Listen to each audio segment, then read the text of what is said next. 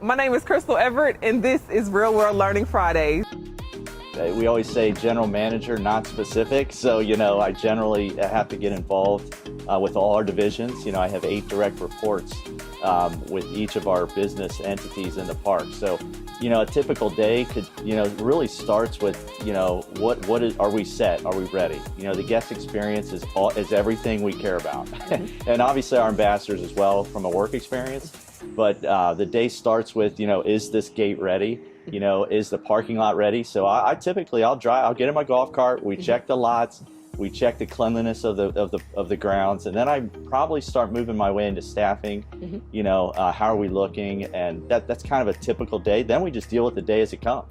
Operationally, what are the issues? If they're always there, Of course. We're always responding to something to make sure the day goes as flawlessly and as enjoyable as possible for everybody, and that includes our workers. So we pay a lot of attention on both sides of that fence. First the guests as we're welcoming them, and then are the ambassadors good to go for an enjoyable day of work.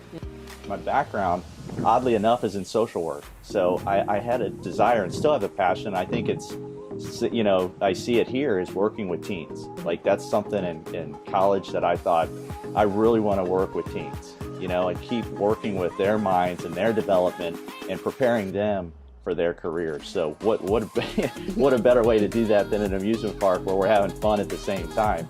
The other side is leadership. So if you're going to work with people and you're going to want to develop people in any age, any capacity, you really have to understand how to lead them. So if I had to give younger folks or folks in high school some advice, I'd say you work on your people skills, you work on relationships, and then really kind of focus on leadership. What's that business degree? It doesn't matter to me what avenue that's in, but you really have to strive to learn how to lead.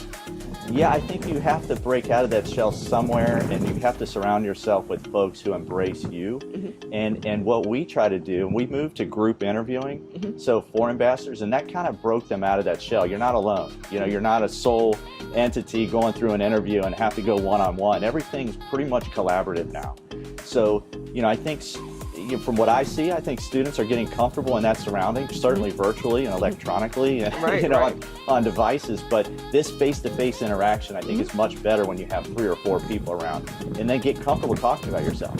Get comfortable saying, here's what I like, here's what I don't like, here's what I need help with. We try to embrace that here with our ambassadors is whatever you need, we're going to take care of you. I was fortunate to have a lot of great leaders in my life and in my career, but the one thing that always resonated was, is stay restless, always stay hungry, always keep moving forward, and really listen. People that start to kind of understand themselves a little bit more as leaders, they start becoming more aware of their own ability to just listen. And how do you deal with that? So there's a few things in there, but that's helped me along, certainly in my career.